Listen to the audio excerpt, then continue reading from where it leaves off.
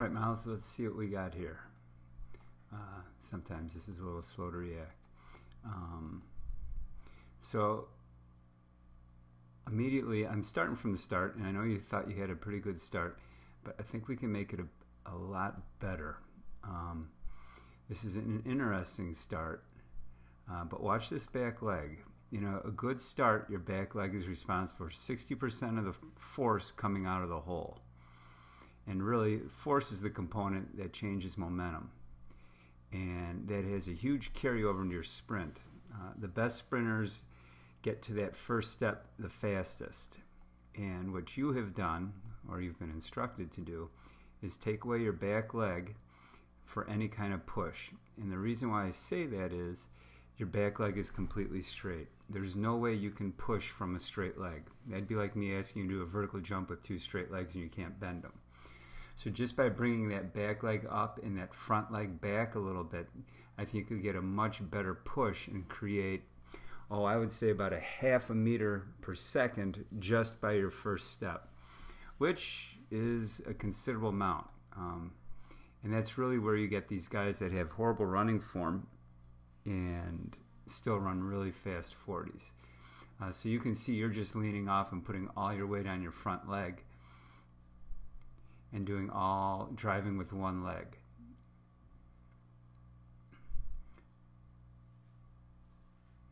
I don't mind you coming up. It's a little high, but it's not horrible. First foot hits the ground a little bit out in front, and that's why I think that momentum created by that first step is going to have a huge impact.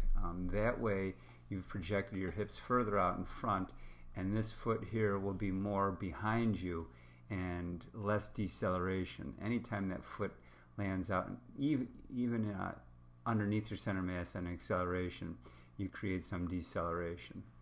You have an interesting start because you get good knee drive, but it doesn't carry over into your sprint, which is interesting. Good drive, but you can see that foot's out in front, and that initial drive is going to be really important. Your ankles work pretty well. Again, we're out in front, and we want to be behind. And I know it will have a huge impact on top end speed, especially since your race is over in hopefully 4.5 seconds.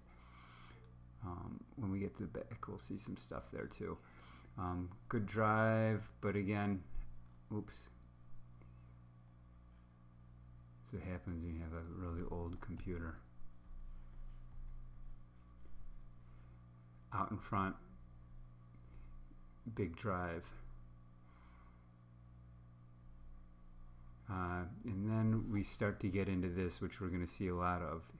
You have, I call it the dangling foot. I'm not a huge dorsiflexion person, but I like it to be neutral. And that's causing you to hit the ground a little early too, which is a decelerator in an acceleration phase. And then once you get up to speed, you never really get a good stand up. So from the back,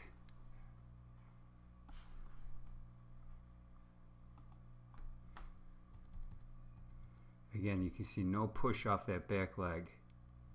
It just kind of comes forward. I mean, better case scenario, just bring it a lot further forward so you have a lot less room to bring it forward. But we're going to see here a lot of rotation on your foot when you drive out. You can see that foot twisting, and you're kind of pushing off the side of your foot.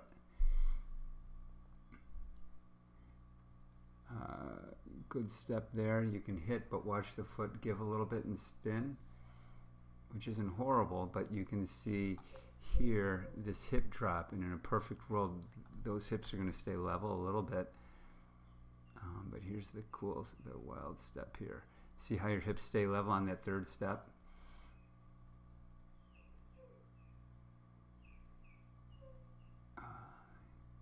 And drive off the toe. good drive off the toe, but once you get up to speed, you're going to lose that drive off that toe, and you're going to start coming off the side of your foot, which we're going to see when we see you from the front. There's a funny hit there. And now you get into this squatted position. It's like you're squatting down the track.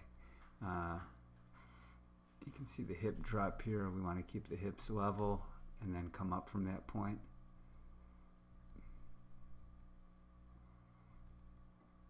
Now you're coming off the side of your foot. In fact, this one, that one's decent, too far.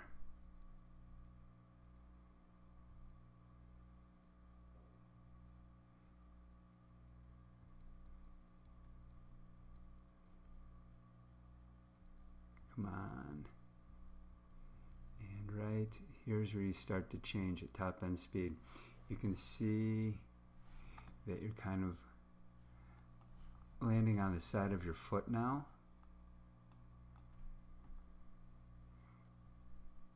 And we'll see it from the front too. But then you push off the side of your foot, and that's why your foot comes midline and your hips drop. And that's going to cause a lot of problems when you're up at top end speed, the back half of your 40. And then you start decelerating there.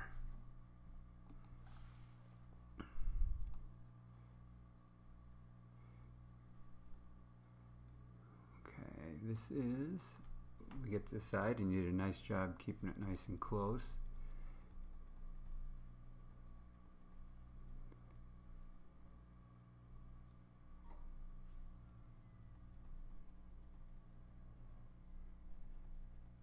We'll get you up to speed here.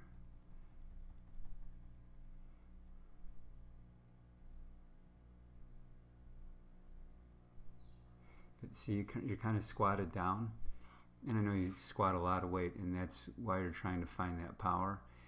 And I looked at your workout, and you do a lot of posterior chain stuff, but none of it works the way a hamstring's supposed to really work. Hamstring is a biarticulate muscle, so you've got to flex the knee and extend the hip at the same time, and you're kind of stuck in one. All right, here we go. So here comes this foot coming down, landing out in front, and then this twist. You can even see the collapse in your foot here a little bit.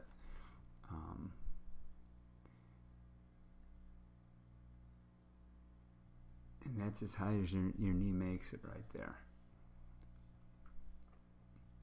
Land on the outside of your foot and pedal through.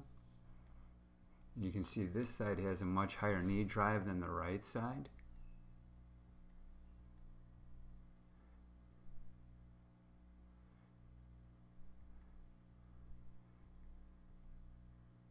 Right side's a little low. Part of it is because you're missing on this foot and you can't afford to come across. But if we go back here and we look at your toes, see how your foot is dropping down here? Ideally, this toe would be up about an inch more. That's going to buy you a little bit more time to get that foot more underneath, because you're hitting a little early. I got to go back one here. This one does it too.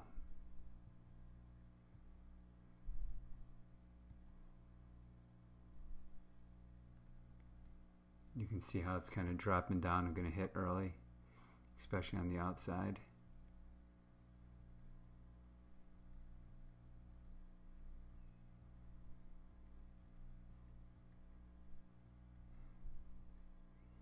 I could have seen that one more right there.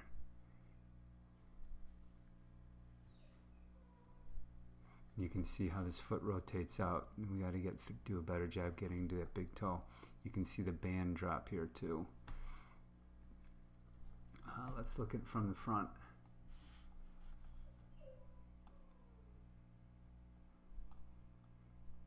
Your wife did not trust you. She did not get directly in front. You guys should have both went on that line, so you're a little bit off.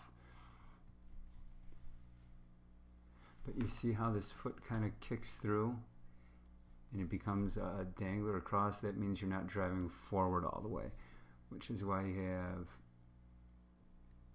See, right here, you're kind of coming off the side of your foot. When you get closer, you'll see it better.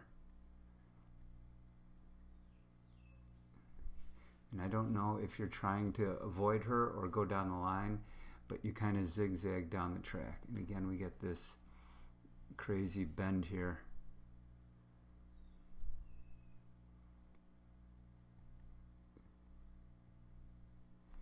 Again, you're driving off the big toe.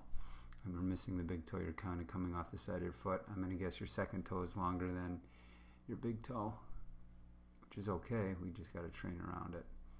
But you can see the rotation here in this foot, and it creates this drive backwards. So it's not a pure forward push. It's probably pushing you off at about 20 degrees. So you're getting this little ankle flick going on.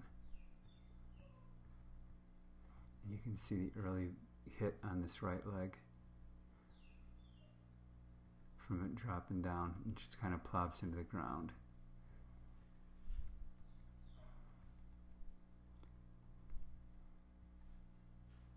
A little bit of a collapse. The right's not as bad as the left. This left really flicks up here, pulling up. So I will write some stuff down and add some YouTube clips that you can see to put together a workout.